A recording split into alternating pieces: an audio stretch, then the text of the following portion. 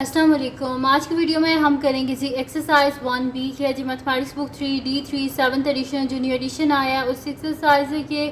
और इसका हम करेंगे जी क्वेश्चन नंबर 3 और क्वेश्चन नंबर 4 करेंगे आज की वीडियो में। इसके जो पिछले क्वेश्चन हैं पहले करवा चुकी हूँ, उसका लिंक मैं डिस्क्रिप्शन में दे दूँगी, आप वहाँ से देख लीजिएगा। और अगर अभी तक आपने मेरा चैनल सब्सक्राइब नहीं किया तो उसको सब्सक्राइब कर दीजिए और बेल आइकन को लास्ट में प्रेस कर दीजिएगा ताकि आपको न्यू आने वाली वीडियोस के बारे में पता चल सके।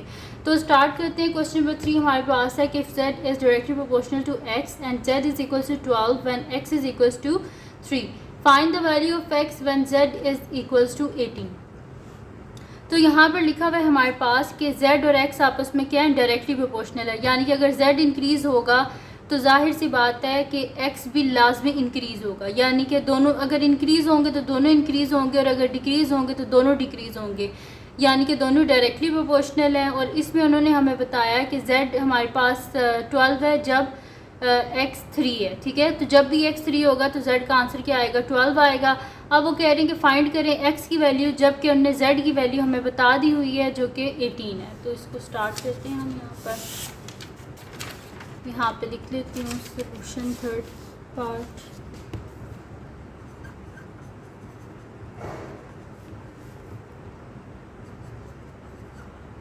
अच्छा जी, सबसे पहले क्या गिवन है कि z और x आपस में क्या है, डायरेक्टली प्रोपोर्शनल है। तो मैं यहाँ पे लिख देती हूँ since z is directly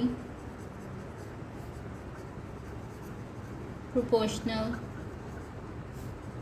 to x, z is directly proportional to x। और इस प्रोपोर्शनैलिटी के साइन को हटाने के लिए हम यहाँ पे क्या यूज़ करेंगे, एक कांस्टेंट k को यूज़ करेंगे। यहाँ पे मैं लिख भी देती हूँ where k as a constant. k हमारे पास क्या, एक कांस्टेंट टर्म है। अब यहाँ पर क्या गिवन है कि when z is equal to 12 when x is equal to 3। तो मैं यहाँ पे लिख देती हूँ when z is equal to 12 and x is equals to 3। तो हम यहाँ पे सब्सटीट्यूट कर देते हैं, z की जगह 12 और k एज इट इज़ आ जाएगा और x की जगह 3 लिख देते हैं। अब हमें क्या चाहिए, k की वैल्यू चाहिए। बोथ साइड पे क्या करेंगे, 3 से डिवाइड कर देंगे या इसको बोल देंगे इक्वेशन 1 है। और यहाँ पे हम लिख देते हैं कि सब्सटीट्यूट द वैल्यूज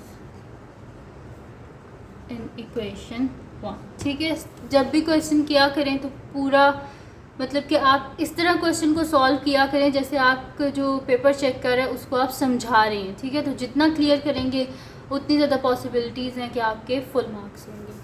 तो यहाँ पर 3 और 3 क्या हो गया, कैंसिल आउट हो गया। तो k इज़ इक्वल्स टू 3 4 से 12। तो k का आंसर हमारे पास क्या आ गया, 4 आ गया। k is equals to 4। अब क्या कर देते हैं, k की वैल्यू सब्सटीट्यूट कर देते हैं इक्वेशन 1 में। तो substitute k equals to 4 in equation 1। तो हमारे पास क्या हो जाएगा, z is equals to 4x। ये हमारे पास बन गई इसकी इक्वेशन नंबर 2। अब यहाँ पर क्या उन्होंने हमसे क्या कहा है कि आप बताएं वैल्यू ऑफ x को फाइंड आउट करना है जबकि z 18 है। तो मैं यहाँ पे लिख देती हूँ when z is equals to 18। तो इसकी जगह 18 लिख देते हैं। 18 is equals to 4x, both side पे 4 से डिवाइड, 4 और 4 cancel out. x is equals to यहाँ पर हमारे पास क्या हो जाएगा कि ये दोनों आते हैं जी 2 के टेबल में, तो divided by 2 divided by 2, 2 9 18 and 2 2 4। इसको डिवाइड कर लेते हैं हम साइड पे।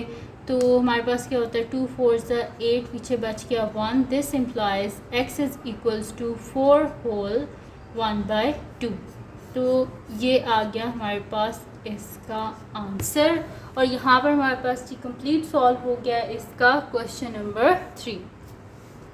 तो क्वेश्चन नंबर 3 को हम सॉल्व कर चुके हैं। अब हम चलते हैं इसके नेक्स्ट क्वेश्चन की तरफ जो कि हमारे पास है जी इसका क्वेश्चन नंबर 4।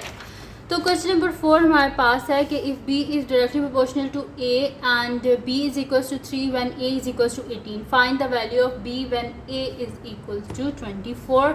ये भी जो डायरेक्टली प्रोपोर्शनल का एक क्वेश्चन है, इसमें हमें बताया गया है कि पहले तो a और b की दोनों की वैल्यूज़ गिवन है। वो इस वजह से गिवन है ताकि हम k की वैल्यू को फाइंड आउट कर सकें। और उसके बाद उन्होंने हमें कहा है कि b की वैल्यू को फाइंड आउट करें जबकि a की वैल्यू हमारे पास गिवन है। तो फिर मैं यहाँ पे लिख देती हूँ सोल्यूशन क्वेश्चन नंबर 4, और यहाँ पे मैं लिख देती हूँ कि डायरेक्टली प्रोपोर्शनल है since b is directly proportional